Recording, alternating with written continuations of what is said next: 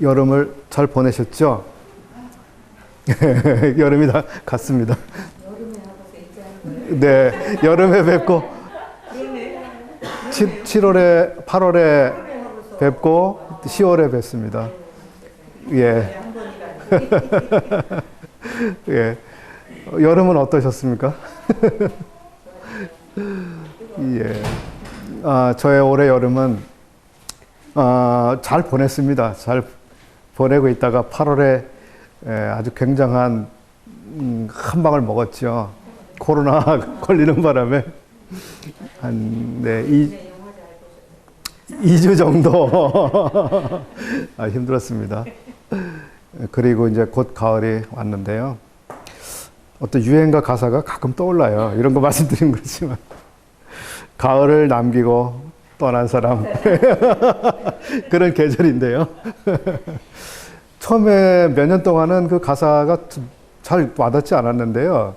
나이가 점점 이렇게 되어가면서 몇 년 전부터 그게 그 생각이 나더라고요. 그게 무슨 뜻인가 곰곰이. 가을을 남기고 누군가 나를 떠나간 사실에 대해서 노래하고 있는데 이별이 있었던 거잖아요. 누군가 가을을 남겨두고 떠났다는 게 아마 여름에 떠난 것 같습니다. 그 가사 내용을 보면. 그러니까 여름에 누군가 소중한 사람을 잃어버린 사람의 가사잖아요. 그런데 자기는 가을을 지금 맞이하고 있고 그런 그 감정을 담은 것 같습니다. 우리가 가을을 맞이하고 있는데 얼마나 기쁘게 맞이하고 또 마음껏 참 누려야 되는지 남들은 남겨두고 떠난 것이지만 우리에게 남겨준 이것을 잘 보내고요. 알차게 보내고자 하는 마음이 있습니다. 오늘 이제 에스겔서 29장부터 32장까지 4개의 장을 함께 공부할 차례가 됐는데요. 오랜만에 만나시게 되니까 많이 잊어버리시고 가물가물하신 부분이 많으실 겁니다.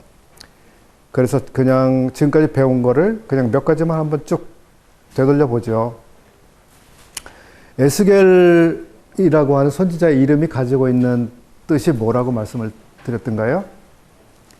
에스겔. 아시는 분 한번 손 한번 들어 주시겠습니까? 에스겔. 예. 네. 예. 위로가 됐습니다. 한 분은 적어도 기억을 하셨습니다. 네. 예. 에스겔서의 그 전체적인 내용을 대개 몇 개 토막으로 구분해서 볼 수 있다고 말씀을 드렸었죠. 3개의 토막. 네. 어떻게 토막이 만들어져 있나요? 손 드신 자매님?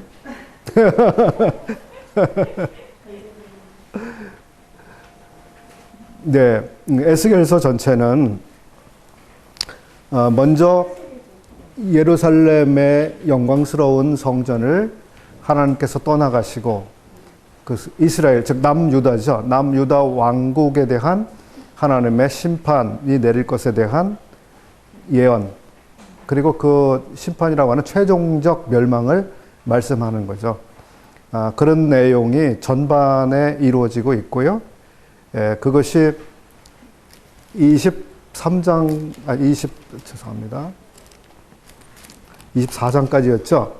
그리고 이제 25장부터 오늘 우리가 배우게 되는 32장까지는 유다에만 하나님이 심판을 내리시는 것이 아니라 그 유다 주변에 있는 모든 나라들에 대해서도 다 같은 그런 심판이 있을 것이라고 하는 예언이 주어지고 있습니다. 그래서 지난번까지 우리는 여러 이방 나라들의 그 심판에 대한 것을 공부했습니다. 특별히 두로에 대해서 하나님이 많은 기록을 하게 하셨습니다. 왜 두로가 심판을 받을 수밖에 없는지, 어느 정도 심판을 받게 되는지 공부했습니다. 오늘은 또 하나의 그때 당시에 세계 열강 가운데 하나였던 이집트를 하나님이 심판하시겠다고 하는 내용을 공부하겠습니다. 그리고 이 25장부터 32장까지 이 열방들, 열국에 대한 심판에 대한 예언 메시지가 주어지는 요 시기는 언제였다고 말씀을 드렸죠?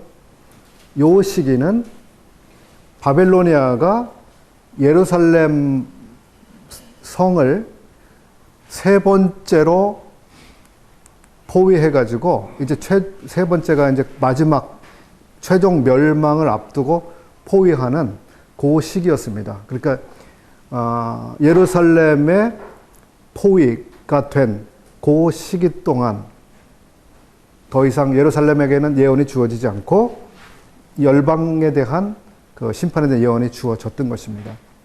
그리고 이 열방에 대한 예언이 쭉 주어지는 이 32장까지 마지막에 가면 이제 예루살렘이 세 번째 포위가 된 상태에서 공격을 받고 완전히 함락된 그 시점이 되는 겁니다. 그리고 나서 에스겔서는 다시 예언의 대상을 이스라엘로 옮겨와서 이제 33장부터 마지막까지는 심판받은 이스라엘 하나님이 어떻게 회복해 나가실 것인가에 대한 큰 그림을 그려주고 있습니다. 그래서 전반부는 이스라엘이 받을 심판을 말해주고요. 뒤에는 이스라엘의 영광스러운 회복을 내다보는 내용으로 구성이 되고 있습니다. 그 중간에 이제 여러 나라들도 함께 심판받는 내용이 들어가 있는 것이죠.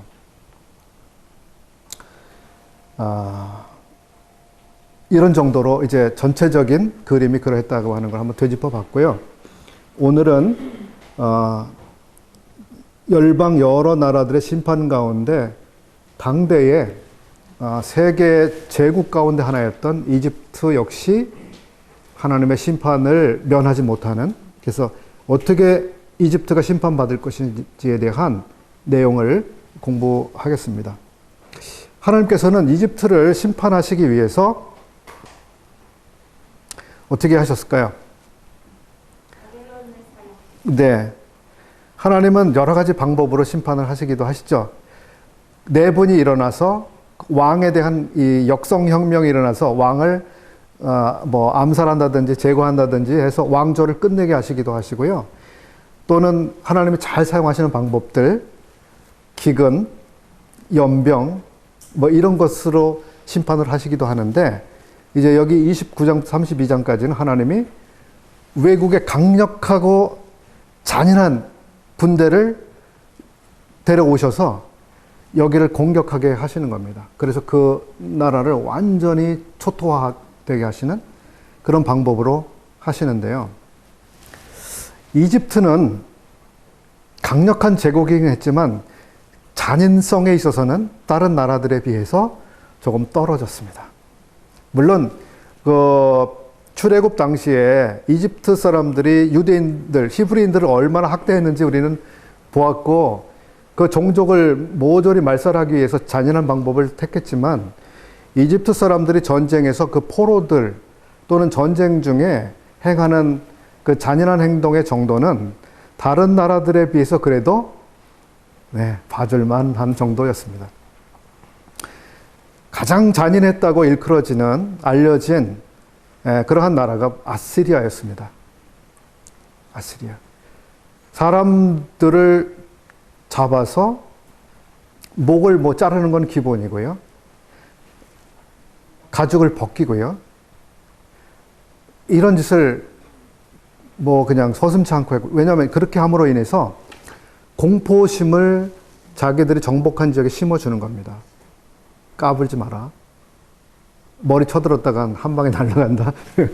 엄청난 공포심을 심어주기 위해서 그런 잔인한 행동을 했는데요. 아수르 이상 가는 나라가 바벨로니아입니다. 아주 그 역사적 기록을 보면 정말 무시무시해요. 살아있는 포로들을 다루는데요. 살아있는 채로. 사람들을 몇 달 정도 되는 거리로 포로로 끌고 갔잖아요. 바벨로니아 군대가 쫙 끌고 가는데, 사람들을 코를 꿰서 포로로 끌고 갔다고 한번 말씀드린 적이 있죠. 살아있는 사람의 코를 정육점에서 갈고리 같은 거를 탁 끼는 것처럼 한번 고리가 탁 껴지면 뺄 수가 없습니다. 코가 다 찢어지고 날아가기 전에는 못 빼죠. 낚시 같은 거를 하다 보면, 낚시에 보면 이렇게 갈고리가 있는데 비늘이 만들어 있습니다. 비늘. 비늘 혹시 아세요?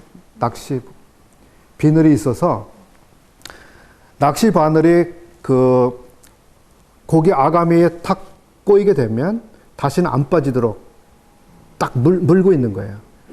그 낚시 바늘을 빼려면 어떻게 돼요? 그 비늘이라고 하는 이만큼 넓은 그만큼의 이만큼이 다 날아가야 되는데 아가미 있는 쪽에는 뼈가 있죠. 생선. 그러니까 뺄 수가 없어요. 그냥 딸려오는 수밖에 없습니다. 낚시에 탁 걸리면 빠질 수가 없는 거죠. 이스라엘 포로들을 그렇게 무섭고 잔인하고 고통스럽게 그렇게 했거든요. 근데 하나님께서는 이스라엘만 그렇게 아주 무섭게 심판을 하신 것이 끝난 게 아니라 그 옆에 있던 나라들, 너희들과는 무관한 줄 아느냐? 지난번에 말씀드렸죠. 이러한 일이 너희들과는 무관한 줄 아느냐? 지나가는 자들아, 너희들과는 아무 상관없는 일인 줄 아느냐? 아니다. 너희들에게도 이런 일이 임한다. 예레미야 아이가의 말씀을 인용해 드렸는데 그 중에 하나가 이제 이집트죠. 이집트를 누가 그 나라를 감히 침략하리라고 생각을 했겠습니까? 근데 이집트를 처음에는 아수르가 공격을 하게 하셨는데 방어가 됐습니다.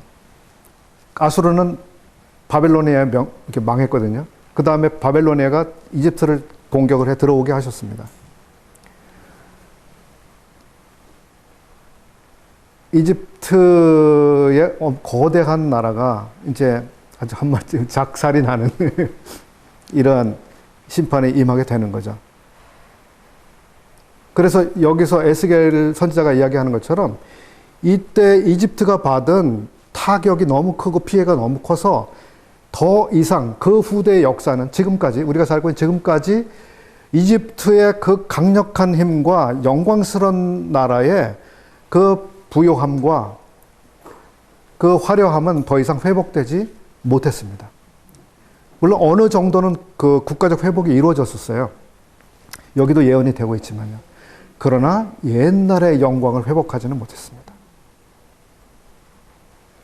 근데 이집트가 왜 그렇게 멸망을 당해야 됐는가 하는 것이 이제 여기서 다뤄지고 있는 내용들이죠. 그것이 우리에게 교훈하는 바가 있습니다. 앞서서 우리는 두로라고 하는 무역으로 인해서 아주 강대한, 풍부한, 어마어마하게 부유한 그 나라가 어떻게 심판받는지 지난 시간에 우리가 보았습니다.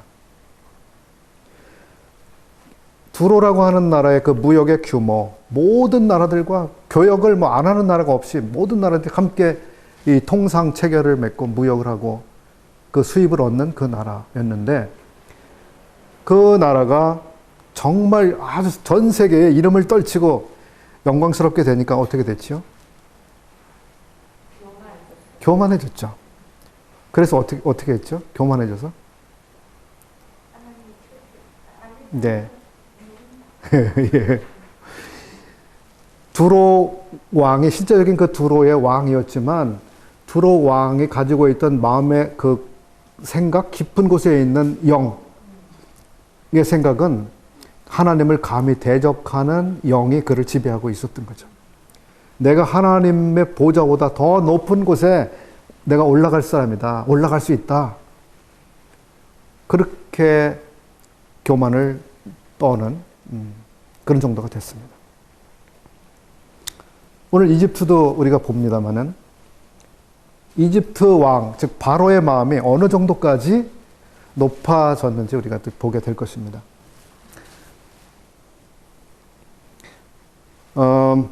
두로라고 하는 나라는 바다의 무역 그리고 그 풍부함 때문에 굉장히 교만해졌는데요.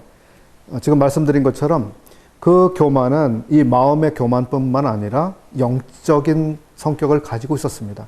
하나님과 감히 비교해 가면서 우리가 하나님보다 더 높아질 것이라고 하는 그런 생각까지 올라갔습니다. 그 사탄의 정신이죠. 그런데 이집트는 영적인 면에서의 교만이라기보다는 세상적인 의미에서의 교만한 상태에 있었습니다. 세상적 의미에서의 교만. 또 바벨론이라고 하는 나라는 지금 에스겔서에서는 바벨론 심판에 대해서는 전혀 언급을 하지 않고 있습니다만은, 근데 이제 다른 그 예언서들이 언급을 합니다. 바벨로니아라고 하는 이 몽둥이를 하나님이 필요하니까 만드셨어요. 그래서 이스라엘도 종아리 치고, 또 두로 거기도 종아리를 치시고, 이집트 종아리 치시고, 이스라엘도 그렇게 다루셨어요. 그런데 하나님이 사용하시는 그 회초리가, 종아리가 교만해졌다 이렇게 됐습니다.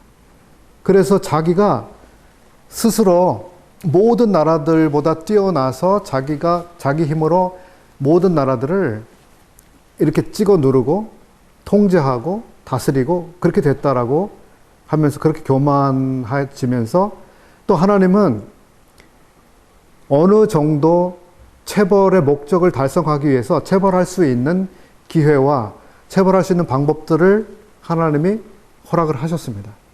그런데 하나님이 그걸 지적하셨어요. 바벨론은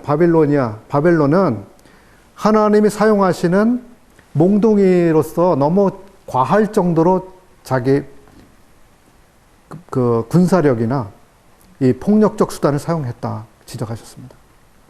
말하자면 나무 회초리로 종아리를 치라고 하나님이 그러셨는데 쇠로 몽둥이를 만들어서 쇠 몽둥이로 사람을 때려서 뼈를 다 부스러뜨려 놓은 정도로 과하게 행동을 한 거예요.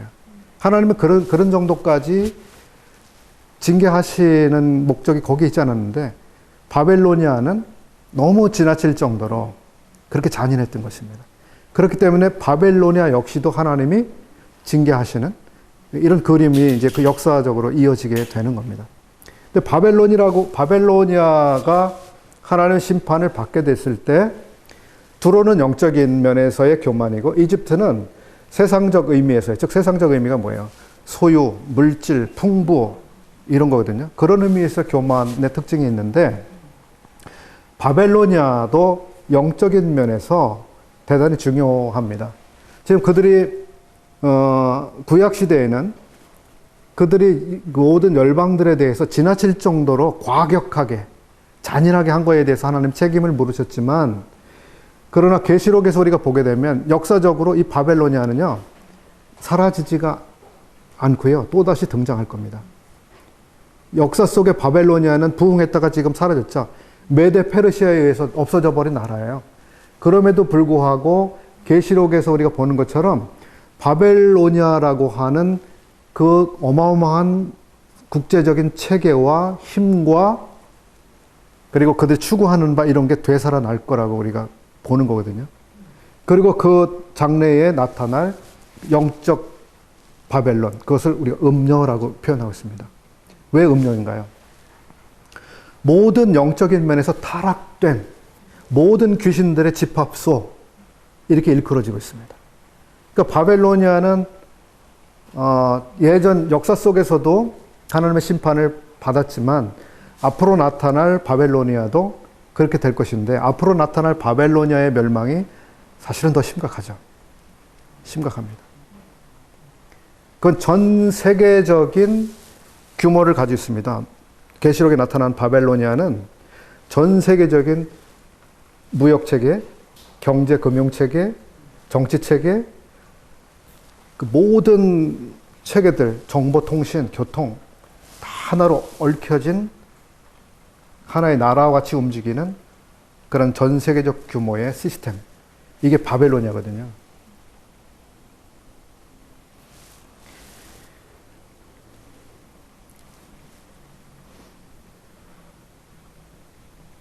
이제 이집트에 대한, 우리 여기 이제 29장부터 나타난 이집트에 대한 상징들 몇 가지가 있는데요. 여기서 나오고 있는 것 중에 하나는 악어라고 하는 그림입니다. 악어. 이집트는 악어다, 이렇게 말씀하시는 거죠. 은유적으로. 말씀하십니다. 또 하나, 이집트는 갈대 지팡이다. 이렇게 말씀하시고 계시는 거죠. 그것이 무엇을 의미하는지 좀 보겠습니다만.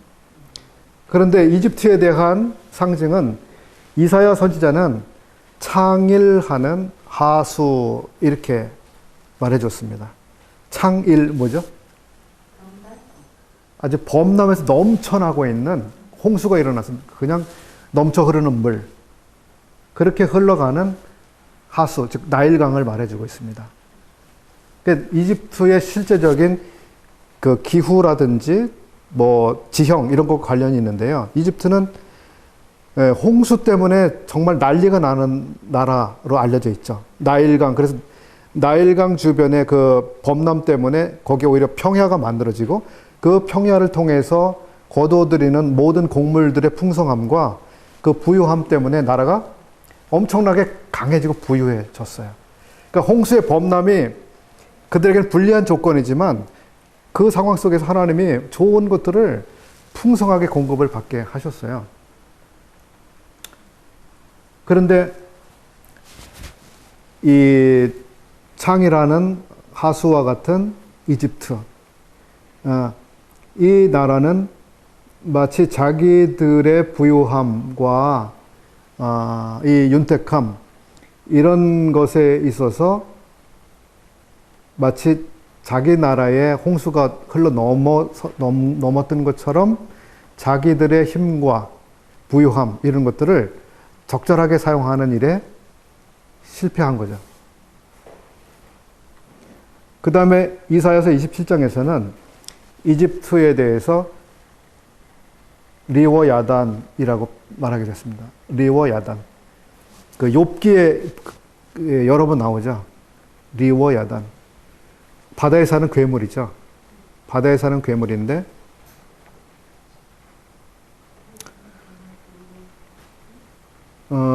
영어식으로 표현하면 레비아탄 이렇게 표현되기도 하죠. 레비아탄. 또는 그 홉스라고 하는 철학자, 그분은 리바이어던이라는 그 저작을 쓰게 됐습니다. 리바이어던.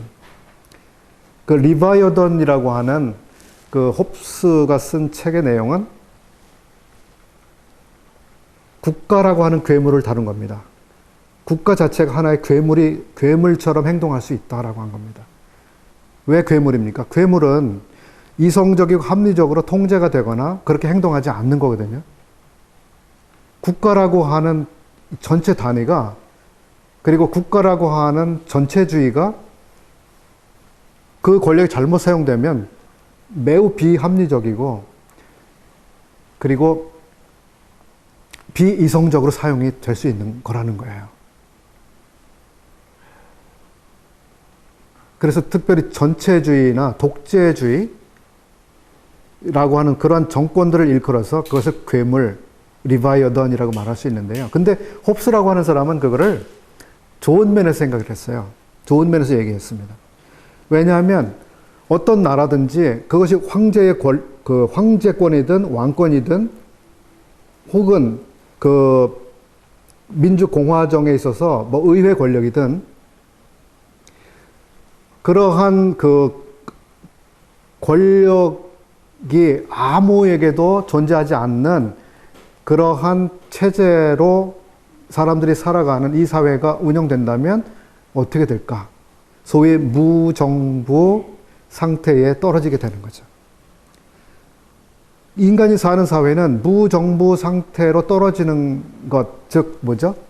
약육강식이 되고요. 적자 생존이 되고 늘 그런 일이 반복되고 아무 질서도 만들어낼 수 없는 그런 상황이 되면 이건 뭐 짐승들의 동물의 왕국과 똑같은 상황이 되니까 그런 것보다는 그래도 왕이 그 모든 전권을 가지고 통치하는 그런 나라가 차라리 낫다. 그리고 그런 게 필요하다. 그래서 이 리바이어던에서 홉스는 절대 왕정이라고 하는 사상을 지지하는 거죠. 그런데 그런 절대 왕정을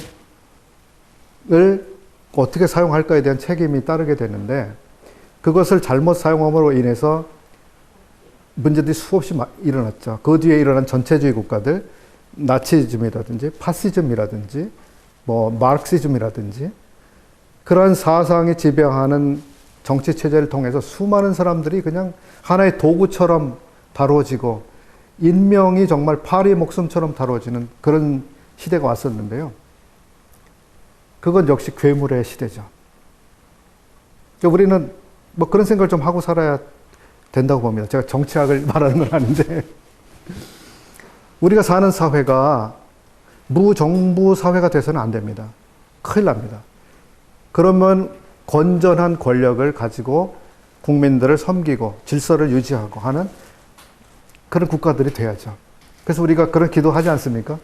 모든 왕들을 위하여 높은 사람들을 위하여 기도하고 고요하고 단정한 가운데 생활할 수 있도록 기도해야 된다고 말씀하잖아요. 그러니까 짐승과 같은 시대가 되면 안 되는 거죠. 즉 괴물. 근데 이집트에 대해서 지금 이사야 선지자는 이집트는 정말 괴물이다 이렇게 말을 했던 겁니다. 왜 괴물일까요? 어마어마한 힘을 가지고 있어요. 괴물들이. 두 번째는 통제가 되지 않는 그 힘을 가지고 있습니다. 자기 마음대로 그냥 하는 거예요. 삼키고 싶으면 삼키고 뱉고 싶으면 뱉고 누르고 싶으면 누르고 그렇게 되는 거죠. 그 다음 이제 에스겔서에서는 우리가 29장 3절과 32장 2절에서 악어라고 하는 두 표현을 쓰고 있는데요. 악어 그럼 무엇이 떠오르세요? 악어. 힘. 먹어치우는 거. 대항할 자가 없이 어마어마한 그 힘을 가지고 있는 존재. 그런 거죠. 근데 이집트가 사실 그렇게 막강한 힘을 가지고 있었다는 걸 말해주고 있는 거죠. 감히 대항할 나라가 그 주변에 없었으니까요. 그러면 32장에서는 이 바다 괴물, 악어에 대해서 힘도 세고 자기 마음대로 하지만 그러면서 또 하나의 의미가 뭐냐면 온 물을 다 더럽혀 놓는 존재다 이렇게 말하고 있습니다. 그 다음에 이집트에 대해서는 갈대 지팡이다라고 말하고 있는데요. 뒤에 가서 다시 보겠습니다. 자, 그럼 우리 29장을 보겠습니다. 29장 본문을 좀 읽어보겠습니다. 2절 인자야 너는 애굽 왕 바로와 온 애굽으로 낯을 향하고 쳐서 예언하라. 너는 말하여 이르기를 주 여호와의 말씀에 애굽 왕 바로야 내가 너를 대적하노라.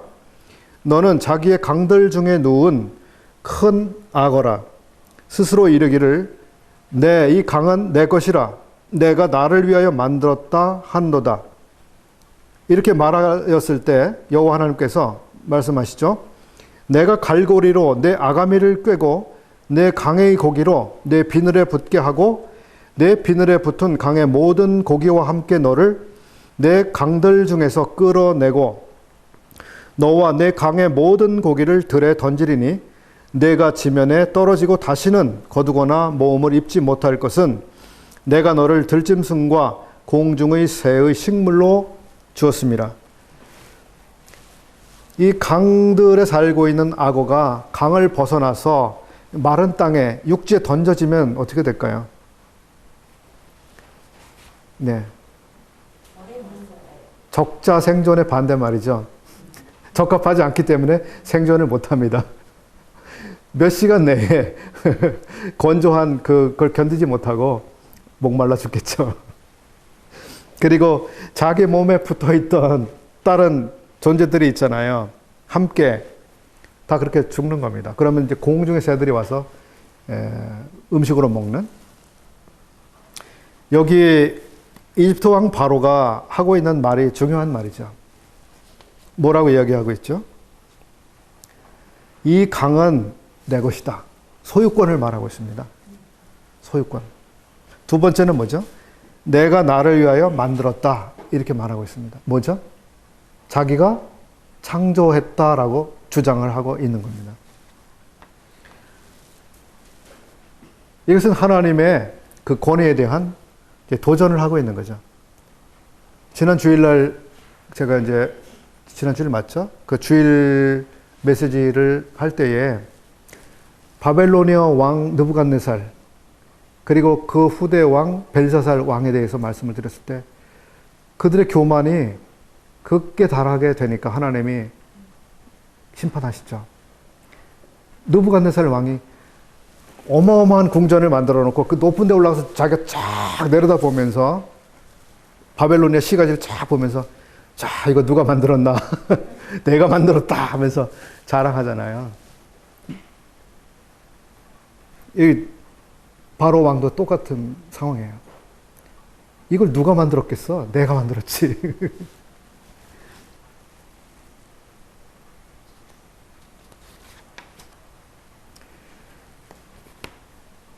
우리가 무의식 중에 뭔가를 그 자랑하는 실수를 할 수도 있습니다만은 어떤 때는 좀 의도적으로 자랑하는 경우도 있죠. 아, 이건 내가 좀 자랑할 만한데 자랑 좀 해야지. 하나님 앞에서 우리가 무언가를 자랑한다고 하는 거 잘 생각해 보시고 하셔야죠.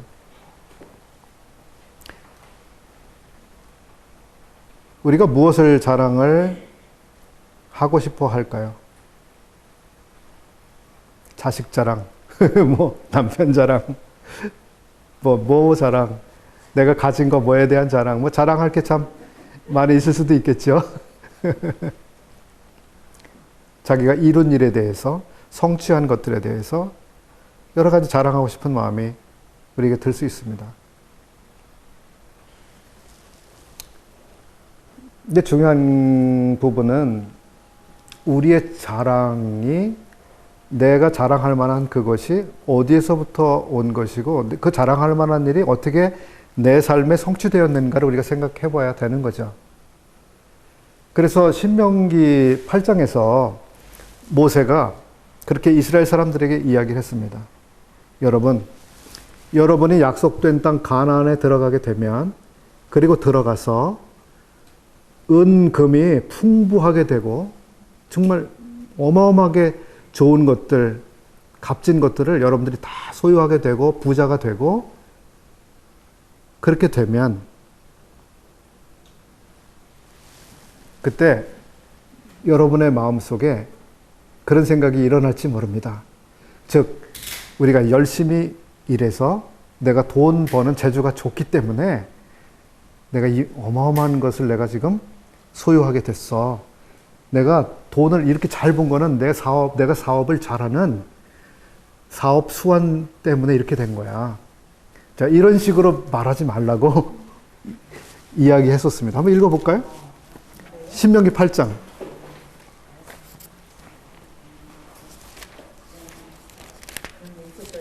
아, 예, 있었습니다. 있었습니다. 네.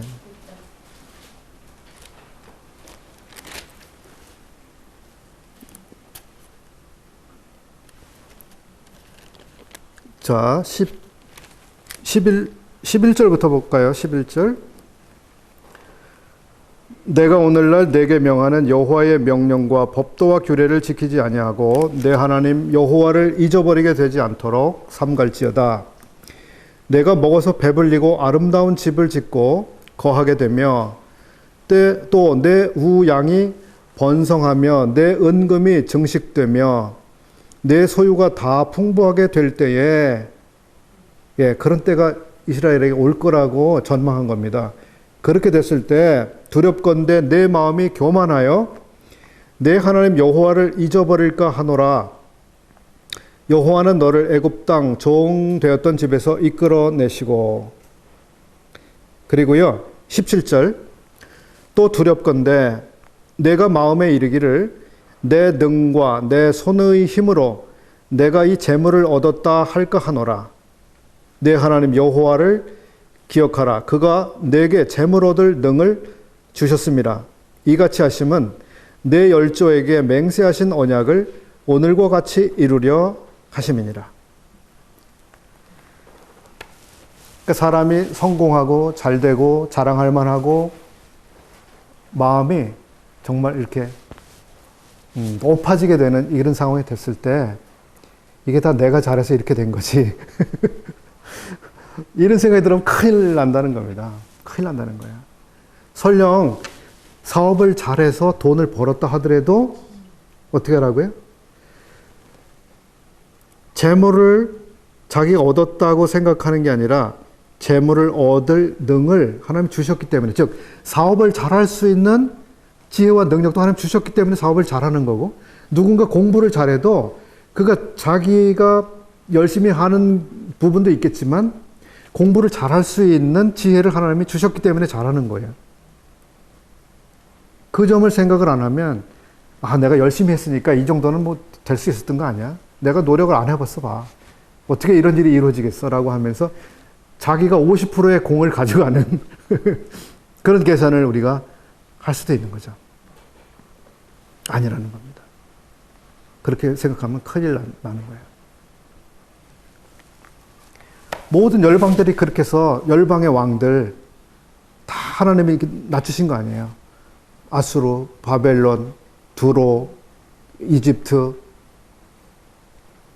지금 이스라엘은 안 그렇습니까? 이스라엘도 그렇잖아요. 하나님이 이렇게 경고하셨는데도 불구하고 솔로몬 때 이후에 그 왕들이 뭐예요? 그 나라가 부강해지고 영화로워지니까 잊어버리는 거예요. 하나님이 우리 이렇게 잘 살게 해주셨고 안전하게 해주셨고 영광스럽게 해주셨는데 이게 모두 하나님이 해주셨기 때문입니다. 이렇게 하는 대신에 다른 생각을 하는 거예요. 하나님 제일 싫어하시는 거가 교만입니다. 교만.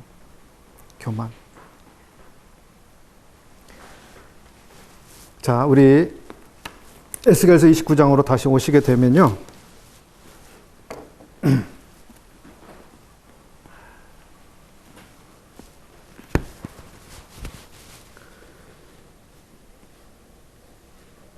그 다음에 6절 보시죠. 29장 6절. 애굽의 모든 거민이 나를 여호와인 줄 알리라. 애굽은 본래 이스라엘 족속에게 갈대 지팡이라. 그들이 너를 손으로 잡은즉 내가 부러져서 그들의 모든 어깨를 찢었고 그들이 너를 의지한즉 내가 부러져서 그들의 모든 허리로 흔들리게 하였느니라. 지팡이인데요. 갈대 지팡이라고 말씀하고 있습니다. 이집트 나일강 주변에 갈대가 어마어마하게 많았죠. 그래서 모세를 갈대 상자로 만들어서 띄워보내기도 했는데요. 갈대로 유명한 곳입니다. 그런데 갈대로 지팡이를 만든다는 것은 상상할 수 없는 일이죠. 왜냐하면 사람의 체중을 갈대가 견뎌낼 수 없는 거죠. 그게 부러지고 마는. 그 갈대를 지팡이로 의지한다고 하는 건 한마디로 바보 같은 일이죠. 그럼에도 불구하고 여기 뭐라고 말씀하고 있습니까? 이스라엘은 이집트를 지팡이처럼 생각하고 있다고 하는 거예요. 갈대가 어떻게 돼요? 사람이 이렇게 힘을 주면 어떻게 돼요? 푹 부러지죠. 그러면 사람이 비틀거릴 수밖에 없고 넘어지겠죠? 자, 갈대가 부러지면서 갈대가 어떻게 부러집니까? 여러 가지 날카로운 부분이 막 이 그루터기 같이 생기면서 이런 데를 찢어버리죠. 그러니까 갈대로 지팡이를 만든다는 것은 전혀 무익하고 자기에게 해로운 거죠. 그럼에도 불구하고 이집트는 뭐예요? 지금 갈대 지팡이가 됐어요. 이스라엘에게. 근데 여기서 누가 문제일까요? 이집트가 문제일까요? 이스라엘이 문제일까요? 이스라엘이 문제죠. 이스라엘이 문제입니다. 예, 갈대를 자기들 지팡이로 생각하고 거기 계속 의지하려고 하는 거예요. 전혀 도움이 안 되고 오히려 자기 몸만 찢어지고 상처가 날 거예요. 이게 지금 무엇을 말하는 거예요? 예레미야 선지자가 계속 그랬어요. 이스라엘 사람들아, 제발 하나님이 여러분들에게 종아리를 때려서 바벨로니아가 와서 여러분들을 공격해서 여러분들을 포로로 끌어가면 그냥 포로로 끌려가. 반항하지 말고. 이게 하나님께 순종하는 거야. 즉 바벨로니아가 자기를 공격했지만 바벨로니아의 순순히 끌려가는 게 하나님께 순종하는 거였어요. 비굴해 보이지만 우리가 그런 걸 잘 인식을 해야 되는 거죠. 근데 이스라엘 사람들은 끌려가지 않으려고 하는 사람들이 거기에 남아서 계속해서 바벨로니아에게 대항하면서 나라를 다시 회복하려고 하는 시도를 했습니다. 그때 자기들 힘만으로 안 되니까 어떻게 했어요? 이집트를 계속 의지하려고 한 거예요. 이집트를. 이집트가 우리를 도와주면 우리가 독립할 수 있어. 다시 살아날 수 있어. 이집트가 우리를 도와줄 수 있어. 그래서 지팡이를 지금 삼은 거예요. 그 하나님 어떻게 하시는 거예요? 지팡이를 부러뜨리시는 거예요. 니들이 의지하던 지팡이 내가 부러뜨렸는데 봐봐. 이거 갈 때였어. 이렇게 되는 거예요. 근데 지금 상황이 어떤 상황이에요? 바벨로니아가 이미 한번 쳐들어와서 예루살렘을 저기 했죠? 공격해서 항복 받아냈죠? 그랬는데 우리가 잘할게요. 바벨로니아 왕이시여. 우리가 조공도 바치고 잘 따를게요. 해놓고 몇 년 뒤에 어떻게 했어요? 조약을 깨트려버리고 우리는 당신한테 순순히 따라갈 수 없습니다 하면서 자기들이 말하자면 정권 수립을 다시 한 거예요. 왕을 세워서. 그래서 다시 바벨로니아가 공격을 또 해 들어왔죠. 그래서 또 포위해서 또 포로로 끌려갔습니다. 처음에 포로로 끌려갔을 때 누가 끌려갔어요? 다니엘이 끌려갔죠. 두 번째 포위했을 때는 또 포로로 끌고 갔는데 에스겔이 끌려갔죠. 이번에 세 번째 지금 포위를 하고 있는 상황이에요. 지금 포위 당하고 있는데도 이스라엘 사람들의 마음에는 아, 이집트가 우리를 도와줄 수 있을 거야. 여전히 그러고 있는 거예요. 이집트가 우리를 도와주면 바벨로니아 우리가 맞짱 떠서 이길 수 있어. 이러고 있는 거거든요. 아주 정신이 지금 비정상이에요. 그 하나님 어떻게 하시는 거예요? 예루살렘 성을 완전히 포위해가지고 그 다음에 완전히 깨트려 버리시고 성벽을 정말 돌 위에 돌 하나도 남지 않게 깨트려 버리시고 성전도 어떻게 돼요? 다 끝장을 냅니다. 모든 기물들 다 가져가죠. 남아있는 게 없습니다. 영광스럽다 할 만한 게 하나도 남지 않습니다. 제사장들 끌려갔죠. 성전 기물들 끌려갔죠. 남아있는 게 없어요. 그런데도 그 말하자면 풍전등화 속에서 이집트를 의존하고 싶어 하는 거예요. 그러니까 하나님이 안 되겠다. 이집트를 절단내야지만 더 이상 하나님 내 백성이 이집트를 의지하지 않게 되겠구나 해서 지금 이집트를 때리시는 거거든요. 큰 그림은 그런 거예요. 하나님이 우리의 인생에서 우리가 무엇을 의존하려고 하는가, 누구에게 의지하고 살려고 하는가에 대해서 관심이 있으신 분이에요. 우리가 위기를 만났을 때 어마어마한 위기에서 절망적인 상황에서 뭔가를 붙들려고 했을 때 내가 누구를 의지하려고 하는지 하나님 지켜보시거든요.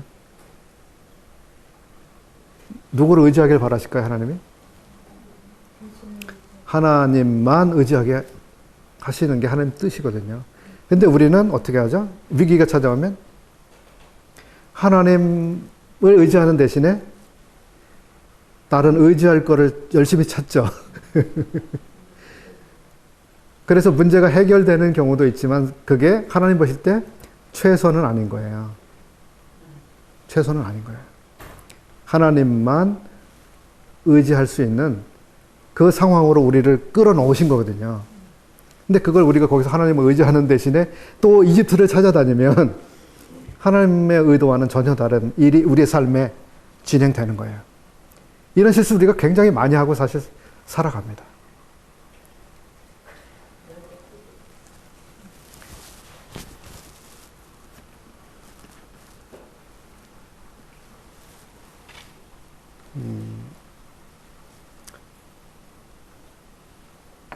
바벨로니아가 이집트를 공격해서요. 이집트를 공격해서 어떤 전리품, 전쟁의 수입이 발생합니다. 그게 29장 제 17절 이하로 나오는 내용인데요. 바벨로니아가 처음에 두로라고 하는 엄청나게 교만하고 자랑한 두로를 공격을 했어요. 거기 뭐 무역으로 돈이 어마어마하게 많고 막 황금 덩어리가 쌓여 있는 나라였겠죠. 제 추측으로는. 바벨로니아 거기를 공격해가지고요. 정복을 했는데 10년간 그렇게 공격을 했다고 제가 들었어요. 10년. 근데 공격해 놓고 보니까 돈이 없어요. 금고에 아무 값진 게 없는 빈 금고였던 거예요. 그래서 바벨로니아 왕이 군대를 거기 보내가지고 10년 넘게 그 군대가 거기에 가서 말하자면 근무를 시킨 거 아니겠어요? 공격을 해서 결국 이겼는데 가져올 수 있는 값어치 있는 게 없었던 거예요. 두로에. 그래서 어떻게 했어요? 군인들에게 급료를 주지 못한 거예요. 그래서 이번에는 바빌로니아가 이집트를 지금 공격해 들어가고 있습니다. 그래서 어떻게 됐다 그랬죠? 18절에 보면 그 수고한 보수를 두로에서 얻지 못하였느니라 이렇게 되어 있거든요. 그리고 그러므로 나 주 여호와가 말하노라 내가 애굽 땅을 바벨론 왕 느부갓네살에게 붙이리니 그가 그 무리를 옮겨가며 물건을 노략하며 빼앗아 갈 것이라. 이것이 그 군대의 보수가 되리라. 군인들에게 월급을 못 줬는데 이제 이집트를 공격해서 거기서 얻은 거로 군대 봉급을 주게 됐다. 이런 말입니다. 그들의 수고는 나를 위하여 함인즉 그 보수로 내가 애굽 땅을 그에게 주었느니라. 나 주 여호와의 말이니라. 하나님이 하시는 스케일이나 그 그림을 우리가 내 앞에서 지금 뭔가 벌어지고 있을 때는 그 그림을 볼 수가 참 없어요. 우리가 그런 안목이 참 없어요. 근데 우리가 이런 역사 속에서 이런 걸 통해서 배워야죠. 그래서 옛날에 일어났던 그 일이 지금 내 삶에서 이렇게 지금 재현되고 있는 거구나. 비슷하게 일어나고 있는 거구나. 내가 지금 상황을 어떻게 이해하고 내가 어떻게 판단해야 되겠구나를 우리가 배우는 그런 지혜가 필요하죠. 예. 이제 30장을 보겠습니다. 여기에 보게 되면 3절이죠. 그날이 가까웠도다. 여호와의 날이 가까웠도다. 구름의 날일 것이요 열국의 때이리로다. 여호와의 날이라고 하는 것은 기본적으로 이스라엘 사람들에게 사용했던 예언적인 표현입니다. 여호와의 날이 뭐예요? 여호와의 날은 이스라엘을 심판하는 날, 징계를 행하시는 날, 여호와의 날이거든요. 왜냐하면 이스라엘이 불순종하고 범죄하고 하나님을 거역한 거에 대해서 그 책임을 물으시고 거기에 대해서 심판을 행하시는 게 여호와의 날입니다. 그런데 여호와의 날이 여기서 보면 이스라엘에만 한정되는 게 아니라 이방 나라에게도 지금 사용되고 있는 걸 우리가 보는 겁니다. 이집트에게 사용되고 있죠. 그리고 어떤 선지자는 에돔에게 그 여호와의 날이라는 말을 사용했습니다. 하나님이 이스라엘만 심판하시는 게 아니라 모든 나라들에 대해서 그렇게 하신다. 모든 나라들은 율법의 백성도 아니고 하나님이 선택한 백성도 아니지만 모든 나라의 백성들은 하나님 앞에서 삶에 대한 책임이 있습니다. 있는 거죠. 그렇게 여호와의 날이 임하게 되면 이집트 편에 동맹을 맺거나 이집트와 협력하려고 하는 그 모든 세력들, 나라들 역시 다 깨집니다. 6절에서 보는 것처럼 애굽을 붙들어 주는 자도 엎드러진다.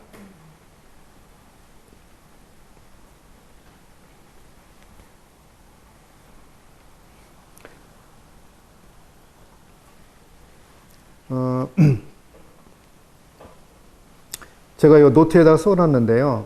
30장 20절부터 26절까지 이 일이 발생한 시기에 대해서 썼는데요. 지금 이집트가 여호와의 날로서 어마어마한 심판 때문에 이집트가 공격을 받게 되고 그 공격에 의해서 치명상을 이제 입게 되고 이렇게 되는데 이렇게 된다고 하는 소식을 왜 지금 에스겔이 기록하냐 하면 이스라엘 사람들아 이집트 아무 기대할 것이 없는 나라야. 그들 이제 아주 박살이 났어. 너희들 못 도와줘. 그런 메시지를 지금 이스라엘에게 또 하고 있는 거예요. 31장. 여기에 보시게 되면 아주 큰 나무가 나오고 있습니다. 큰 나무가 나옵니다. 3절, 31장 3절입니다. 볼지어다 아수르 사람은 가지가 아름답고 그늘은 살림의 그늘 같으며 키가 높고 꼭대기가 구름에 닿은 레바논 백향목이었느니라. 이러면서 이 나무의 그 거대한 사이즈와 영향력 아래서 보금자리를 틀고 생활하고 있는 여러 열방들, 나라들, 백성들의 모습이 그려지고 있습니다. 여기 아수르 사람은 가지가 아름답고라고, 이거를 뭐 어떤 번역본에 따라서는 이게 이제 사실은 여기서 아수르를 말하는 게 아니라 이집트를 이집트라고 하는 나무를 말하는 거다라고, 요게 원어 번역상에 그렇게 봐야 된다라고 하시는 분들이 있어요. 그러니까 여기서 지금 문맥으로 볼 때는 그것도 타당할 것 같아요. 그래서 이집트라고 하는 큰 나라의 영향을 받으면서 그 나라의 도움과 그 그늘 아래서 안정을 누리는 그 모든 나라들이 있었는데, 이런 거죠. 이게 아수르는 오타예요? 오타가 아니라요. 원어를 말하자면 영어나 한국어로 번역을 하면서 거기에 우리나라 말로 말하면 뭐뭐의 뭐뭐인데 뭐 이런 거 있잖아요. 그거 뭐라 그러지? 그거 뭐라 그래요? 부사요? 조사. 예, 이런 거에 대해서 번역을 이렇게 하기도 하고 저렇게 번역도 할 수 있는 그런 게 있었나 봐요. 그런 번역상의 차이라고 하는데, 절대적으로 어떤 번역이 되어야 된다라고는 이야기를 못 하는 것 같습니다. 어쨌든 아수르가 됐든 애굽이 됐든 어마어마한 세계적인 사이즈의 큰 나무였죠. 하나님께서는 이 이집트라고 하는 어마어마한 크기의 이 나무를 잘라내시는 겁니다. 벌목을 해버리시는 거죠. 예. 그러면 그 나무에 의존해 있던 그 모든 나라들이 어떻게 되는 거예요? 다 함께 삶의 기반이 무너지죠. 32장 보겠습니다. 32장은 제12년 12월 초 하루에 이렇게 말을 시작하고 있습니다.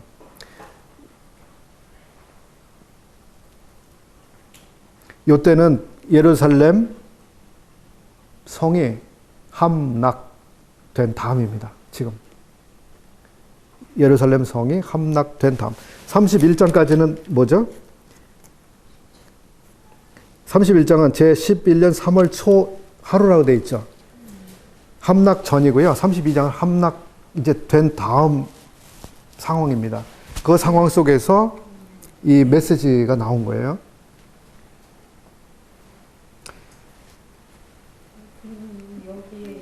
그래서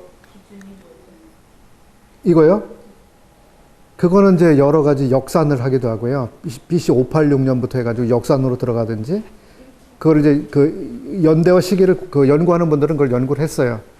제가 그것까지 언급을 해드릴 입장은 아니고요. 어쨌든 연구해 놓은 분들의 그 의하면 32장은 예루살렘 성이 함락된 지금 다음입니다. 그러니까 31장과 32장 사이에 함락이 돼버린 거예요. 네. 그래서 지금 함락이 된 다음에 함락된 이스라엘 사람들이 여전히 이스라엘에게 기대를 걸 수 있는 이런 거에 대해서 이제 이집트를 통해서 너희들은 다시 일어날 가능성이 없다라고 하는 걸 다시 한번 이제 말씀해 주시려고 하는 겁니다. 그러면서 이제 이집트라고 하는, 또 이집트의 왕 바로는 어떻게 된다고 나오는 거예요. 32장에서는 음부, 죽은 자들이 가는 곳에 똑같이 가게 될 것이다. 이렇게 말씀하고 있는 거예요. 사람이 죽게 되면 어떻게 되죠? 더 이상 말도 못하고, 그죠? 행동도 못하고, 사람들에게 뭘 명령하지도 못하고, 자, 군대는 다 집결해라 하고, 뭐, 공격 개시, 뭐, 한마디도 할 수 없는 게 죽으면 그렇게 되는 거거든요.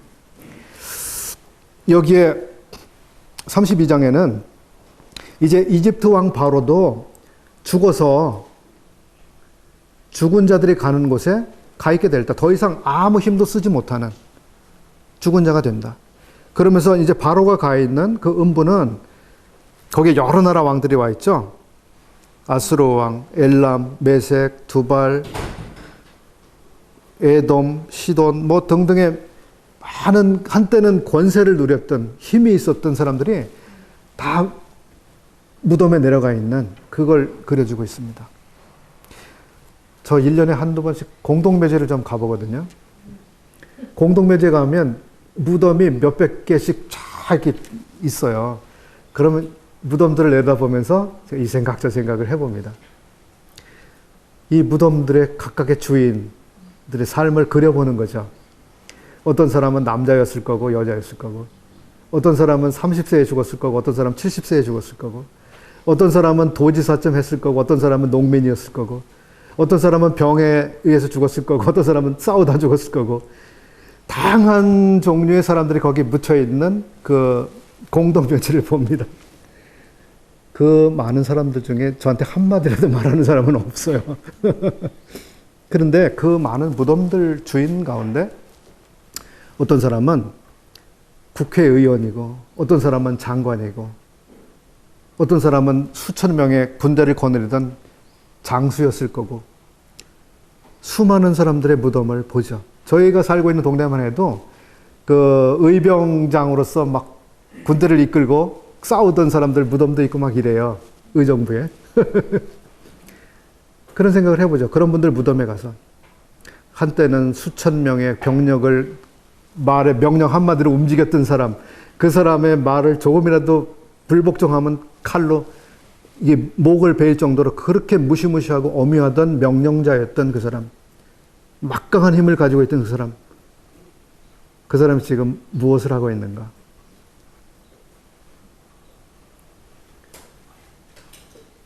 그 사람들이 살았을 때에 정말 살아있는 권력으로서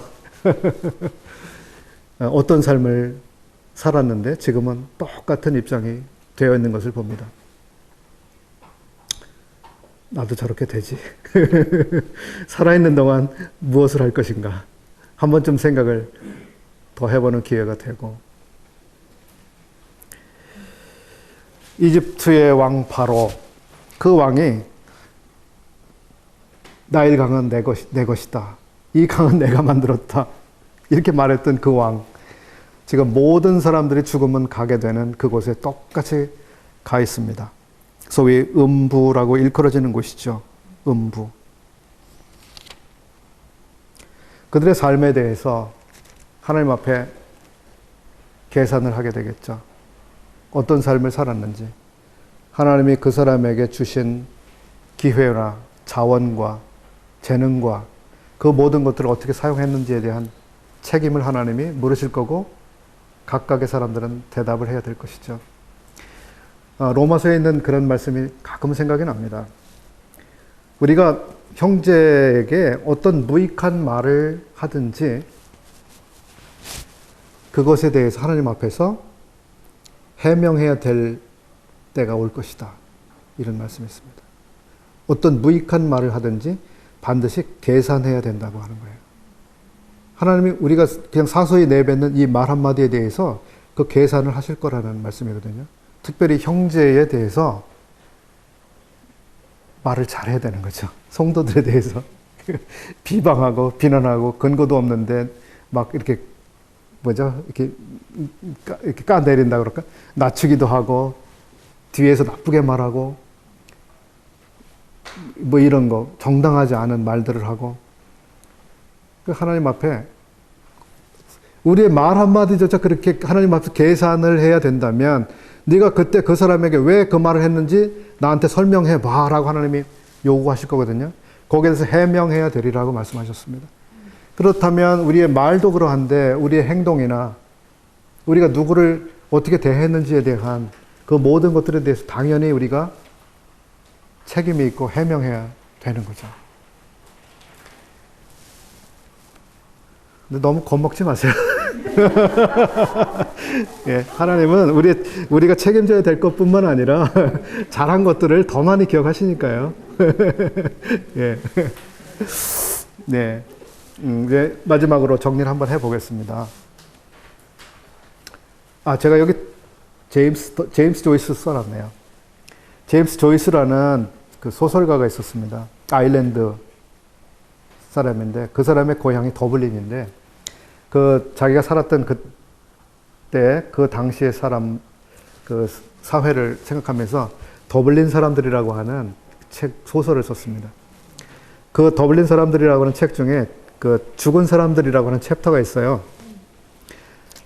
거기에 보면 한때는 더블린 시내에서 사이좋게 재밌게 협력하면서 또 서로를 어루만지면서 즐겁게 지냈던 사람들의 이야기가 쭉 전개가 됩니다. 그러면서 시간이 흘러서 그 작품을 지금 쓰고 있는 시점은 이미 과거를 회상하고 있는 거죠. 옛날에 내가 알았던 그 친구, 그 아저씨, 그 아줌마, 그 선생님, 그 음악가 뭐 등등에 대해서 이제 떠올리는 거예요.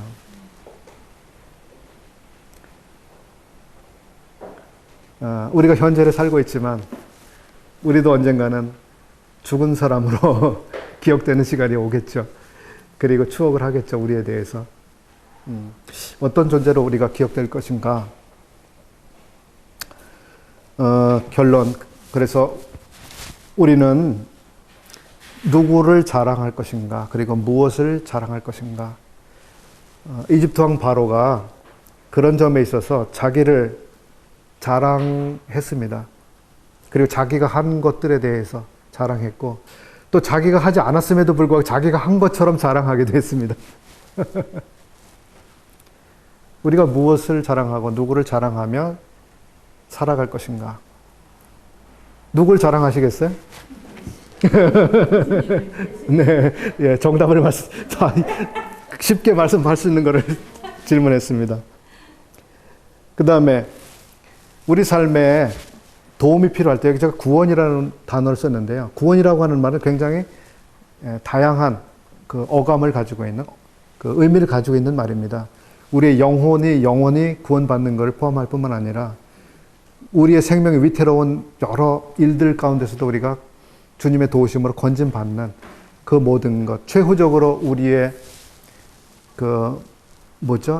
몸이 우리 육체를 떠나서 이루어지게 되는 구원, 또 우리의 몸의 변화를 통해서 얻게 되는 구원 등 다양한 의미들이 있습니다만 우리 삶에서 구원들이 체험이 되죠. 정말 위기라고 했었는데 벗어날 수 없을 것 같은, 해결되지 않을 것 같은 그러한 상황 속에서 주님이 극적으로 우리를 건져 올리시는 그런 일들. 우리에게 그런 필요가 있을 때 우리가 누구를 의지하며 살아갈 것인가? 구원은 우리 주님께만 있다고 우리가 고백하는 것처럼 삶에서도 그렇게 하시기를 바라고요. 그 다음에 이제 우리가 무엇을 지킬 것인가? 이거는 좀 부가적으로 썼는데요. 왕들이 자기의 명예를 지키고 영광을 지키고 수많은 쌓아놓은 보화들을 지키고 뭐 나라를 지키고 왕권을 지키고 많은 지킬 것들이 있겠지만 성도들로서 우리는 무엇을 과연 지킬 것인가? 무엇을 지키시겠어요? 무엇을 지키시겠습니까? 잠언 말씀 제가 써놨는데요.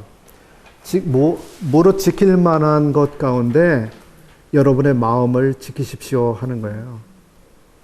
용사가 성을 지키지만 자기 마음을 못 지키는 일들이 생기는데 자기 마음을 지키는 건 그만큼 어렵죠.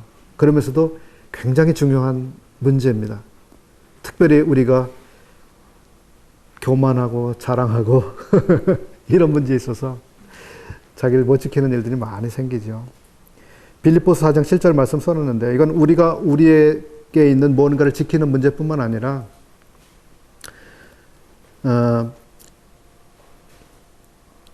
우리에게 있는 모든 필요들에 대해서 하나님 앞에 감사함으로 하나님께 아뢰일 때 하나님께서 우리의 필요를 해결해 주실 뿐만 아니라 그리스도의 평강, 하나님의 평강이 우리를 지키시는 그것에 대해서 그래서 우리가 지킬 수 있는 것들이 간혹 있죠. 간혹 지킬 수 있습니다. 근데 대다수는 지킬 수 없는 일들이 많이 벌어집니다. 그래서 하나님이 우리를 지켜주셔야만 우리가 그 평강 가운데 다시 돌아와서 평안을 누릴 수가 있고 그런 것도 참 많아요. 그래서 우리가 누구를 의지하고 누구를 찾고 절실한 필요 속에서 누구에게 달려갈 것인가 이런 걸 우리가 여기서 배웠으면 좋겠습니다. 네. 우리 기도하고 마치겠습니다. 우리 지역 형제 기도 한번 해주면 좋겠는데 할 수 있을까요? 네, 기도 한번 하겠습니다.